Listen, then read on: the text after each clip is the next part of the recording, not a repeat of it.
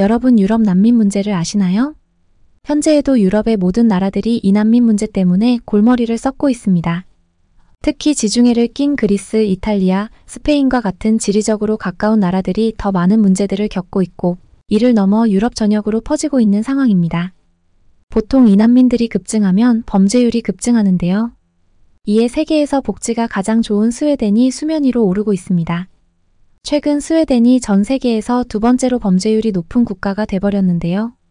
과연 어떤 이유에서일까요? 오늘의 사연 바로 시작합니다. 창밖에 서서 손바닥을 차가운 유리창에 살짝 대고 있었습니다. 굵은 빗방울이 말매의 돌길을 세차게 두드리는 소리를 들으며 끝없이 펼쳐진 흐린 회색 하늘을 바라봤어요. 하늘은 해를 삼켜버린 것 같았고 남아있는 건 피곤하고 생기 없는 빛뿐이었죠. 여기가 제 고향이었지만 창밖을 바라볼 때마다 어쩐지 낯선 느낌이 들었어요. 마치 이 도시가 저도 모르게 저 멀리 떠나버린 것 같았어요. 한때 비의 리듬은 저를 편안하게 해줬어요. 평화롭던 마을의 고요한 일상과 잘 어울리는 일정한 드럼 소리 같았죠. 그런데 이제는 그런 안락함이 아니라 마치 두려움을 감추는 장막처럼 느껴졌습니다. 한여름 아침 동네 빵집에 걸어가며 각 구운 카넬블레 냄새를 맡고 어릴 적부터 저를 알고 지내던 이웃들과 인사를 나누던 그때가 아직도 생생해요. 하지만 그 무심했던 아침들은 사라지고 신뢰가 깨지기 쉬운 것으로 변해버린 그리고 범죄에 대한 소문이 대화의 대부분을 차지하는 다른 말매가 되어버렸어요. 눈을 감고 6살 난 조카 에릭을 떠올렸어요. 학교 근처에서 총성이 들렸던 날 에릭의 커다란 파란 눈이 공포로 크게 떠졌던 모습이요. 총소리였어. 줄리아 이모. 그날 오후 제가 데리러 갔을 때 에릭은 제게 꼭 매달리며 속삭였죠. 그의 작은 손은 떨렸고 그 어린 목소리는 아이가 절대 알지 않아야 할 걱정으로 갈라졌어요. 그 순간은 제 마음에 깊이 새겨져서 쉽게 잊히지 않았어요. 제가 사랑하던 이 도시가 이렇게 빨리 이렇게 낯설게 변할 거라고는 상상도 못했습니다. 뉴스에서는 폭력과 불안에 대한 이야기가 끊임없이 흘러나왔어요. 대낮에 벌어지는 강도 사건, 조용한 동네까지 번지는 갱단 갈등, 그리고 마치 다음 사건이 언제 터질지 몰라 숨을 죽이고 있는 듯한 공동체의 분위기. 한때는 밤늦게까지 아무 생각 없이 거리를 걸을 수 있었던 저조차도 이제는 해가 지기만 하면 서둘러 집으로 돌아가야 했어요. 줄리아. 엄마의 목소리가 제 생각을 끊었어요. 부드럽지만 걱정스러운 목소리였죠. 여행 생각 아직 하고 있니? 엄마는 문가에 서 있었어요. 얼굴에는 근심이 가득했죠. 엄마도 저처럼 옅은 금발을 가졌지만 이제는 몇 가닥의 회색 머리카락이 섞여 있었고 눈동자는 저보다 더 옅은 파란색이었어요. 저는 고개를 끄덕였지만 돌아보지 않았어요. 응, 내일 떠나. 그렇게 대답했지만 그 말은 생각보다 훨씬 무겁게 느껴졌습니다. 이번 여행은 단순한 휴가가 아니었어요. 제가 무엇을 찾을지 모르는 미지의 세계로 뛰어드는 일이었죠. 조심해야 해, 엄마가 말했어요. 새로운 나라에서 조심하라는 말 이상이었어요. 엄마는 제가 무엇을 좇고 있는지 두려워했어요. 어쩌면 정말 어쩌면 제가 이 말매로 돌아오고 싶어 하지 않을까 봐요. 제가 어떤 방식으로든 엄마 곁에서 멀어질까 봐 걱정하시는 게 느껴졌어요. 저는 억지로 미소를 지으며 엄마를 바라봤어요. 눈까지는 닿지 않는 웃음이었지만요. 응, 그럴게. 약속할게. 엄마는 천천히 고개를 끄덕였지만 안심하지 않은 게 눈에 보였어요. 깊이 뿌리내린 걱정을 달래는 건 쉽지 않았어요. 예전엔 엄마가 친구들과 함께 우리 집 앞에 앉아 뜨개질을 하면서 웃고 이야기했었어요. 뒤를 돌아볼 생각조차 하지 않았죠. 그런데 이제는 대낮에도 문을 꼭 잠가두고 자꾸 뒤를 돌아보는 게 익숙해졌어요. 엄마가 방을 나가고 나서 저는 길고 느린 숨을 내쉬었어요. 제 작은 아파트는 반쯤 싸놓은 짐으로 엉망이었어요. 의자 등받이에는 옷들이 걸려 있었고 부엌 테이블에는 한국에 관한 책들이 여기저기 펼쳐져 있었어요. 책 페이지마다 제가 적은 메모로 가득했죠. 그렇게 멀리 책에서만 보았던 곳으로 여행을 떠난다는 생각은 두려움과 설렘을 동시에 주었어요. 몇 마디 기본적인 인사말 외에는 그 나라의 언어도 몰랐고 아는 사람도 한 명도 없었죠. 그런데도 뭔가 한국에 대해 묘하게 끌렸어요. 서울의 반짝이는 불빛이나 K-팝의 신나는 리듬 때문만은 아니었어요. 어쩌면 한국이 미래로 빠르게 나아가면서도 뿌리를 단단히 지키고 있는 모습이 마음을 끌었던 걸지도 몰라요. 활기찬 시장에서 상인들이 신선한 생선과 떡을 파는 모습이나 전통 한옥이 고층 빌딩의 그림자 아래 자리 잡고 있는 영상을 본 적이 있어요. 옛것과 새것이 어우러진 그 모습이 참 신기했어요. 그런데 단순한 흥미를 넘어서 더 깊은 이유가 있었던 것 같아요. 제가 상상한 한국은 현대적인 혼란 속에서도 안전하고 든든한 곳이었거든요. 책장에서 사진 한 장을 꺼냈어요. 지난 겨울 에릭과 눈밭에서 놀던 때 찍은 사진이었죠. 에릭의 볼은 빨갛게 물들어 있었고 웃음은 세상에서 가장 순수한 기쁨으로 가득 차 있었어요.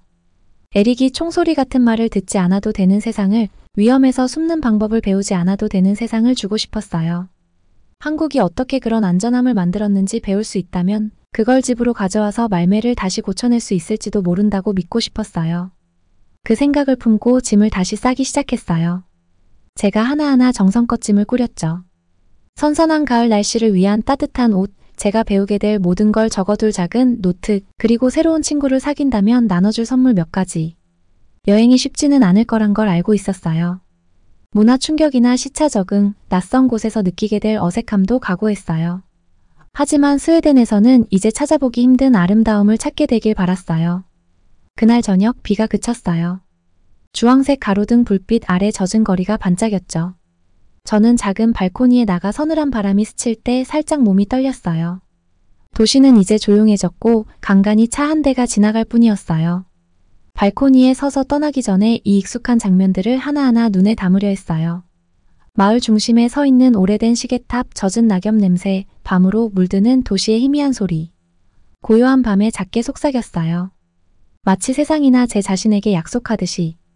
스웨덴의 안전을 되찾을 방법이 있다면 꼭 찾아낼 거야. 그 말은 밤바람에 실려 멀리 사라졌고 제 안에는 작지만 따뜻한 결심이 남았어요. 내일이면 떠나게 될 거예요. 하지만 오늘 밤만큼은 이 도시에 여전히 속해 있었어요. 비록 변했더라도, 비록 두려움이 뿌리를 내렸더라도 말매는 제 일부였어요. 앞으로 나아가는 길은 오직 하나, 답을 찾아서 이 절실한 마음을 안고 가보는 것이었죠. 비행기가 서울의 반짝이는 도시 위로 내려오면서 저는 작은 둥근 창에 이마를 대고 있었습니다. 두근거리는 가슴을 진정시키려고 애쓰며 아래 펼쳐진 도시를 바라보니 수놓인 불빛들이 마치 땅에 떨어진 은하처럼 빛나고 있었습니다. 몇 달 동안 이 순간을 상상해 왔었는데 이제는 현실이 되었죠. 설레는 마음으로 가득 차 있었지만 속에 묵직한 무언가가 자리 잡고 있었습니다. 스웨덴에서 가져온 걱정들이 이 새로운 모험으로는 다 씻겨나가지 않을 것 같다는 불안이었습니다. 비행시간은 길고 조용했습니다. 생각할 시간이 너무 많아서 오히려 힘들었습니다. 고향에서의 이미지들이 자꾸만 떠올랐어요. 폭력 사건을 다루는 뉴스, 불안해 보이는 친구들과 가족들의 얼굴, 그리고 한때 평화롭던 마을에 퍼진 두려움이었습니다. 말매는 예전엔 안전한 곳이었어요. 아이들이 공원에서 자유롭게 놀고 밤길을 걷는 것도 걱정할 필요가 없었죠. 하지만 지금은 매주 새로운 범죄 이야기가 들려옵니다. 언제 마지막으로 정말 안전하다고 느꼈는지 기억조차 나지 않았어요. 그래서 한국에 온 거였습니다. 배우고 경험하고 어쩌면 우리나라에 다시 희망을 가져올 방법을 찾고 싶었죠. 비행기가 인천국제공항에 부드럽게 착륙할 때 긴장된 에너지가 갑자기 솟구쳤습니다. 서울의 번화한 시장부터 고요한 사찰까지 한국에 대해 읽은 것이 많았지만 그 중에서도 계속 마음에 남았던 것은 바로 이곳이 놀랍도록 안전하다는 이야기였습니다. 사람들은 물건을 아무데나 두고도 안심할 수 있다고 했어요. 밤에 여성들이 혼자 다니는 것도 무섭지 않다고 했죠. 꿈 같은 이야기였고 제 눈으로 직접 확인해보고 싶었습니다. 비행기에서 내리자마자 따뜻한 공기와 환영하는 분위기에 휩싸였습니다. 공항은 정말 컸고 반짝이는 유리와 깨끗한 바닥이 미로처럼 이어져 있었어요. 전 세계에서 온 사람들로 붐비는 모습의 짐가방을 끌며 그 속에서 조금 작아진 느낌이 들었죠. 이내 입국 심사대로 향했습니다. 날카로운 네이비색 유니폼을 입은 친절한 심사관이 여권을 요구했어요. 그는 여권에 도장을 찍으며 거의 고개도 들지 않았는데 그 효율적인 모습이 오히려 안심이 되더군요. 짐을 다 찾고 나서 출구 쪽으로 나아갔습니다. 자동문이 열리면서 환한 불빛과 한국어와 영어로 된 간판, 그리고 여기저기서 들리는 목소리들이 저를 맞이했어요. 가족들은 풍선과 환영 문구를 들고 있었고 택시 기사들은 이름표를 들고 서 있었으며 여행객들은 바쁜 표정으로 빠르게 지나가고 있었습니다. 저는 눈이 휘둥그레졌습니다. 이 모든 것을 눈앞에 보고 있다는 게 믿기지 않았어요. 혹시 도와드릴까? 갑자기 누군가의 목소리가 생각을 끊었습니다. 깔끔한 공항 유니폼을 입은 여직원이 저를 바라보고 있었습니다. 그녀는 따뜻한 눈빛으로 웃으며 말했어요. 아, 괜찮습니다. 감사합니다 하고 저는 얼떨결에 대답했습니다. 그녀는 미소를 더 크게 지으며 작게 고개를 숙이고는 다른 사람을 도우러 갔어요. 그 짧은 만남이 왠지 모르게 저를 편안하게 만들어 주었습니다. 휴대폰을 꺼내 호텔로 가는 길을 확인한 뒤 교통센터로 향했습니다. 거기서 서울로 가는 버스를 탈 예정이었죠. 도심으로 가는 여정은 정말 비현실적이었습니다. 공항 리무진 버스를 예약해 두었는데 넓고 편안한 좌석에 앉아 서울 중심부로 향하는 길을 따라갔습니다. 버스는 넓은 고속도로 위를 부드럽게 달렸고 차창 밖으로는 네온사인들이 스쳐 지나갔습니다. 치킨 가게부터 K-팝 음악 상점까지 온갖 광고가 번쩍거렸어요. 한국어 문자들이 너무나 매력적으로 보였습니다. 구불구불한 글자들이 아름다운 퍼즐처럼 느껴졌습니다. 도시의 스카이라인이 천천히 나타나기 시작했습니다. 마치 거대한 존재가 잠에서 깨어나는 것 같았어요. 높이 솟은 빌딩들이 빛을 발하며 한강에 반사되고 있었고 다리들은 무지개처럼 불빛으로 물들어 있었습니다. 저는 그 광경을 보고 감탄하며 심장이 두근거렸어요. 이렇게 멀리까지 왔다는 사실이 실감이 나지 않았습니다. 고향과는 너무 다른 이곳에서 무언가 새로운 것을 경험하게 되리란 기대감에 마음이 설렜습니다. 그때 휴대폰이 진동했습니다. 엄마에게서 온 메시지였어요. 호텔에 도착하면 꼭 알려줘. 걱정되니까. 저는 괜찮다고 빨리 답장을 보냈지만 가슴이 답답해졌습니다. 수천 킬로미터 떨어진 곳에 있는 사람은 저였지만 위험 속에 있는 건 고향의 가족들 같았어요. 머릿속에 에릭 그러니까 제 조카가 떠올랐습니다. 학교 근처에서 끔찍한 총격 사건을 겪었던 그날이 아직도 생생하네요. 생각만 해도 몸이 떨렸습니다. 버스가 잠시 빨간불에 멈췄습니다. 저는 밖을 내다봤어요. 24시간 운영하는 카페 앞에 사람들이 모여 있었습니다. 대부분 학생들인 듯 했는데 공부를 하거나 수다를 떨며 웃고 있더라고요. 몇몇은 노트북과 가방을 테이블에 그대로 둔 채 자리를 비웠는데 도저히 믿기지 않았습니다. 우리나라에서는 그런 행동은 도둑에게 초대장을 주는 것이나 다름없거든요. 여기서는 그게 당연한 일처럼 보였습니다. 한국 사회에 이런 신뢰가 어떻게 자리 잡게 되었을까 궁금해졌어요. 버스는 서울 중심부로 계속 나아갔습니다. 저는 걱정을 잠시 내려놓고 주변 풍경에 집중하려 했었습니다. 길가에는 길거리 음식 노점들이 줄지어 있었고 고기 굽는 냄새와 달콤한 향기가 공기를 가득 채웠습니다. 시간이 늦었는데도 사람들은 길을 거닐며 음식을 사고 대화를 나누고 있었습니다. 도시가 마치 살아있는 것처럼 느껴졌어요.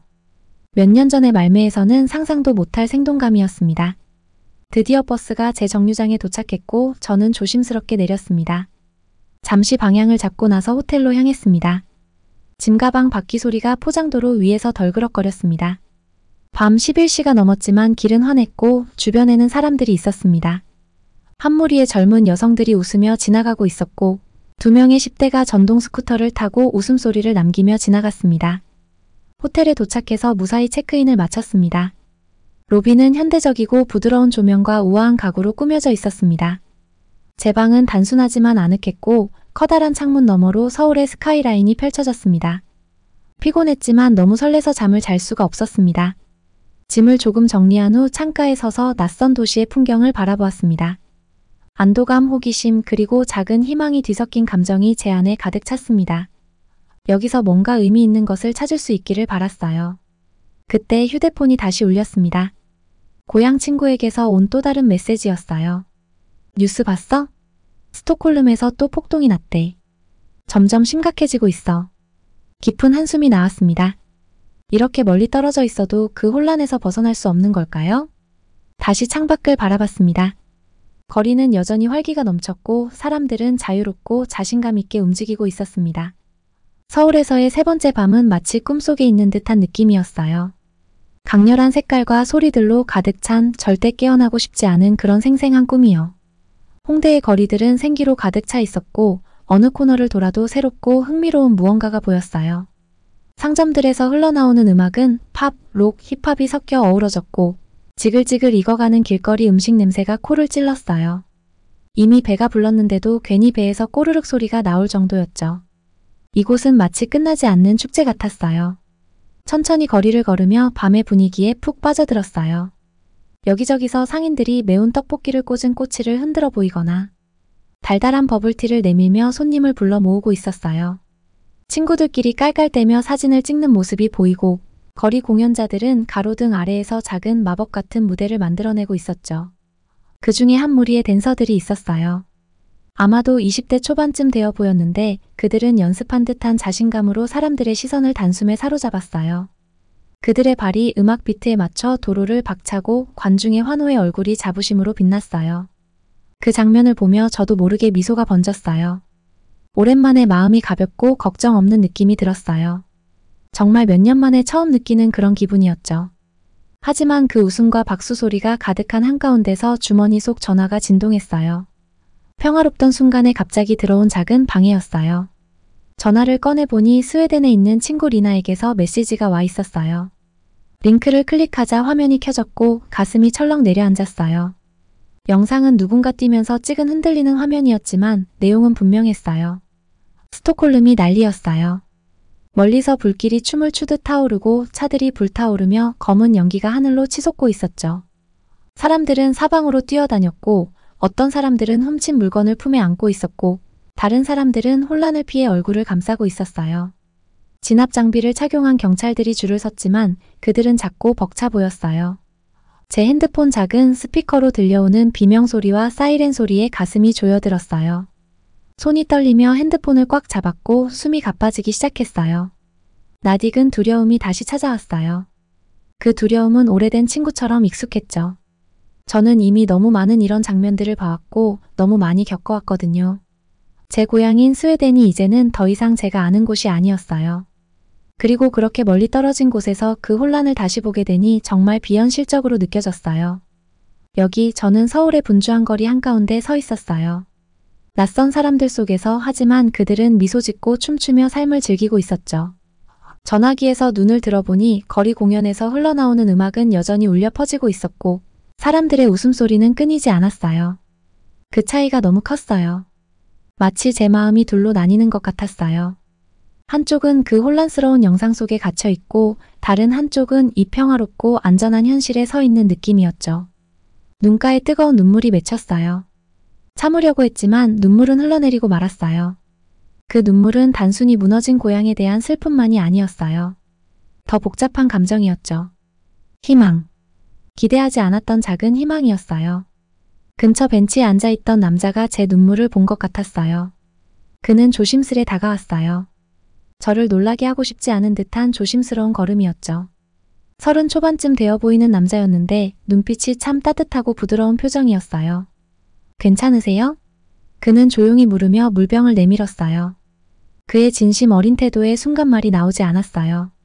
낯선 사람에게조차 이렇게 따뜻하게 대해주는 모습이 마음을 울렸어요.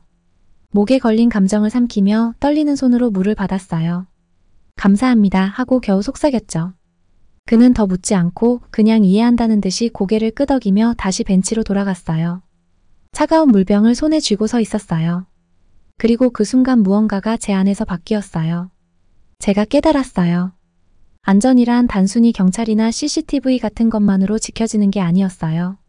문을 잠그거나 두려움 속에 사는 것도 아니었죠. 그건 사람들에 대한 신뢰였어요. 주변 사람들에게 위기가 닥쳤을 때 서로 도와줄 거라는 믿음이요. 서로에 대한 존중과 배려가 있는 그런 공동체의 신뢰가요. 우리 고향에는 그게 부족해졌다는 생각에 가슴이 미어졌어요. 몇 분 더 그 자리에 서서 마음을 다잡으려 했어요. 댄서들이 공연을 끝냈고 새로운 공연자들이 기타를 치며 부드러운 발라드를 부르기 시작했어요. 그 음악은 따뜻한 담요처럼 저를 감싸줬고 점점 심장이 차분해졌어요. 핸드폰을 주머니에 넣고 잠시나마 이곳에 머물기로 했어요. 나머지 밤은 뭔가 다르게 느껴졌어요. 무거웠지만 더 의미가 깊어졌죠. 거리를 걸으며 하나하나 관찰했어요. 친구들이 음식을 나누는 모습, 카페 테이블에 핸드폰을 그냥 두고 가도 도난 걱정 없는 모습, 낯선 이들이 서로 길을 알려주는 모습들. 그 작은 희망의 씨앗을 안고 걸었어요. 가족 생각이 났어요. 에릭, 겁없이 밖에서 뛰어놀 수 있는 곳에서 자랄 자격이 있는 에릭. 평생을 말매에서 보낸 부모님 생각도 났어요. 그들이 본 변화가 얼마나 클지 상상해봤죠. 그리고 저 자신도 생각했어요. 얼마나 오랫동안 두려움을 안고 살아왔는지, 그걸 얼마나 놓아버리고 싶은지. 밤이 깊어질 무렵 작은 게스트하우스로 돌아왔어요. 다리는 지쳤지만 머리는 여전히 생각들로 가득했죠. 침대에 누워 천장을 바라봤어요. 핸드폰은 침대 옆 탁자에 두었지만 다시 보고 싶지 않았어요. 또 다른 메시지나 영상들이 오겠죠. 고향의 문제들을 상기시키는 더 많은 소식들이요. 그런데 이제는 또 다른 것도 있었어요. 가능성을 본 거였어요. 한국에 온 이유는 안전하다고 느끼는 나라가 어떻게 그런 환경을 만들었는지 배우고 싶어서였어요. 그런데 사람들, 그 공동체의 정신에 이렇게 감동받을 줄은 몰랐어요. 단순히 법과 기술로만 이루어진 게 아니었어요. 서로를 배려하고 지켜주는 그런 생활 방식이었어요. 잠들기 전에 조용히 자신에게 약속했어요. 할 수 있는 건 다 배우겠다고. 그 희망을 안고 돌아가서 스웨덴에도 그 변화를 조금이라도 가져오겠다고요. 변화는 멀고 어려워 보였지만 이제는 가능할지도 모른다고 믿었어요. 그리고 그 믿음, 작은 불씨 같은 그 믿음이 새로운 시작의 느낌이었어요. 이 여정은 끝나지 않았어요. 이제 막 시작일 뿐이었어요. 서울에서의 첫날 아침은 일찍 시작됐습니다. 커튼 사이로 햇살이 쏟아져 들어오면서 호텔 방 안이 따뜻하고 생동감 있게 변했어요. 깊게 숨을 들이마시고 기지개를 켜며 남아있는 시차 적응의 피로를 떨쳐내려고 했습니다. 오늘 하루는 도시를 탐험하는 계획으로 가득했어요. 스웨덴에서의 삶과는 뭐가 그렇게 다른지 이해해보고 싶었습니다. 호텔 카페에서 간단히 토스트와 계란으로 아침을 먹고 준비를 마친 뒤 활기찬 거리로 나섰습니다. 공기는 상쾌했고 도시의 소리들이 사방에서 들렸습니다. 차들이 빵빵거리는 소리, 사람들이 수다 떠는 소리, 상인들이 물건을 외치는 소리까지 온통 생동감으로 가득 차 있었어요. 모든 것이 빠르게 움직였고 저도 그 속에서 에너지가 샘솟는 기분이었습니다. 첫 번째 목적지는 서울의 유명한 랜드마크인 광화문 광장이었어요. 넓고 탁 트인 광장은 하늘 높이 솟아있는 빌딩들로 둘러싸여 있었고 역사적인 인물들의 동상들이 당당하게 서 있었습니다. 그 동상들 아래의 설명문을 읽으며 한국의 긴 역사를 떠올렸습니다. 이 역사가 어떻게 지금의 활기찬 도시를 만들었는지 상상해 보았죠. 근처에는 경복궁의 웅장한 정문이 보였습니다. 서울에 있는 5개의 궁궐 중 가장 크고 아름답다고 하더군요. 궁궐 마당에는 관광객들과 현지인들이 가득했고 일부는 한복을 입고 있었습니다. 화려하고 우아한 한복들이 너무 예뻐서 절로 미소가 지어졌습니다. 붉고 푸르고 노란 색감이 어우러져 마치 다른 시대로 걸어 들어간 느낌이었어요. 입장권을 사고 궁궐 안으로 들어갔습니다. 그때 눈앞에 펼쳐진 풍경에 입이 딱 벌어졌어요. 기와 지붕이 위로 곡선을 그리며 올라가고 나무 건물들은 정교한 무늬로 장식되어 있었습니다. 저는 천천히 걸으면서 돌길 위로 울리는 발소리를 들었어요. 궁궐 안은 도시의 소음과는 동떨어진 고요함이 느껴졌습니다. 먼 산들이 배경으로 자리 잡아 더욱더 아름다움을 더했죠. 그곳을 돌아다니다가 교복을 맞춰 입은 학생들 무리를 보게 됐어요. 선생님을 따라다니며 웃고 떠들고 역사에 대해 배우는 모습이 너무 신나 보였습니다. 그 아이들을 보며 저도 모르게 가슴이 아릿해졌습니다. 스웨덴에서는 요즘 소풍 같은 것도 거의 없어지고 대신 안전훈련이나 위험을 피하는 방법을 배우는 시간이 늘었거든요. 여기 아이들은 정말 자유롭고 걱정 없어 보였고 그런 안전함을 다시 고향에 가져오려면 무엇이 필요할지 궁금해졌습니다. 궁궐을 나와 작은 가게들과 음식 노점들이 줄지어 있는 거리를 걸었어요. 고기 굽는 냄새와 튀김 냄새가 공기를 가득 채워서 배가 고파졌습니다. 그래서 매운 떡볶이를 한번 먹어보자 결심했어요. 상인이 뜨거운 떡볶이 한 그릇을 건네주었고 저는 한 입 먹어봤어요. 달콤하면서도 매운 소스가 입안에 확 퍼졌고 그 매움에 놀라서 숨이 턱 막혔지만 맛있어서 멈출 수가 없었습니다. 매운맛에 땀이 나면서도 계속 먹었죠. 먹는 게 이렇게 만족스러울 수 있다는 게 참 신기했습니다. 근처 벤치에 앉아 음식을 마저 먹으며 사람들을 구경했어요. 모두 바쁘게 움직이지만 그 안에 여유와 평온함이 느껴졌습니다. 여자분들은 혼자장을 본 후 어깨 너머를 돌아보지도 않고 걸어가고 청소년들은 삼삼오오 모여 시끌벅적 웃고 사진을 찍고 있었어요. 사람들은 핸드폰을 들고 지나가면서도 도둑 맞을 걱정을 하지 않는 것 같았어요. 스웨덴에서는 귀중품을 늘 지켜봐야 하고 특히 밤에는 위험한 곳을 피하라고 배웠던 것과는 완전히 달랐습니다. 식사를 마치고 다음 목적지인 북촌 한옥마을로 가기로 했어요. 전통 한옥이 모여있는 마을인데 거기까지 가는 길은 가파른 언덕이 많았습니다. 도착했을 때는 다리가 뻐근했지만 풍경을 보는 순간 그런 수고가 다 사라졌습니다. 나무로 된 기둥과 기와 지붕이 세월을 버티며 서 있는 한옥들이 정말 멋있었어요. 각 집마다 이야기가 담긴 것 같아서 옛날 가족들이 그 안에서 밥을 짓고 이야기를 나누는 모습이 떠올랐습니다.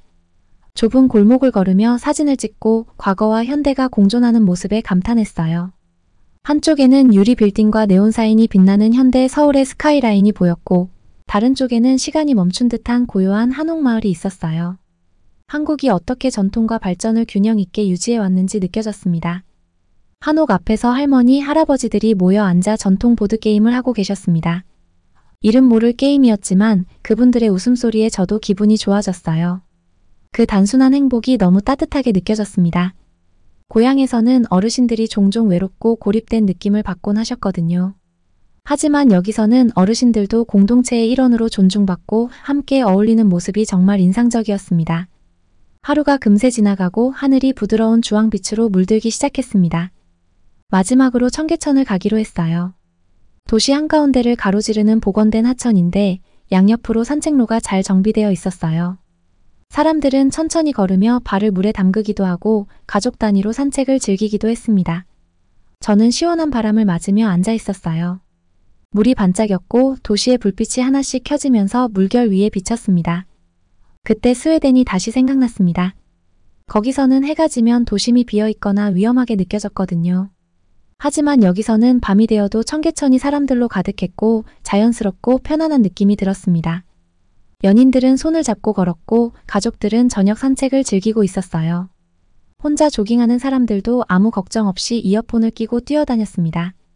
너무나 안전하고 따뜻한 분위기였습니다. 이렇게 많은 사람들이 신뢰와 조화를 이루며 사는 곳이 어떻게 만들어졌는지 정말 궁금했어요. 그때 휴대폰이 주머니 속에서 진동했습니다. 잠시 망설이다가 확인했는데 또 고향에서 온 뉴스 속보였어요. 이번에는 말매 중심가에서 싸움이 벌어져 여러 사람이 다쳤다는 소식이었어요. 가슴이 철렁 내려앉고 익숙한 불안감이 저를 감쌌습니다. 이렇게 멀리 떨어져 있어도 고향에 퍼지는 어둠에서 벗어날 수 없다는 생각이 들었어요. 하지만 다시 고개를 들고 청계천을 바라봤습니다.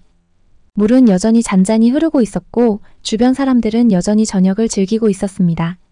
그제야 깨달았어요. 두려움에 지배당할지 아니면 이곳에서 본 평온함을 배우고 받아들일지 선택할 수 있다는 걸요. 비록 지금은 보이지 않지만 어딘가에 희망이 있을지도 모른다고 믿어보려고 했습니다. 하늘은 점점 더 짙은 파란색으로 변했고 서울의 불빛들이 별처럼 반짝였습니다. 제 여정은 이제 막 시작되었고 앞으로 배울 것도 많고 볼 것도 많았습니다. 하지만 지금 이 순간 이곳에 있을 수 있다는 사실이 감사해요.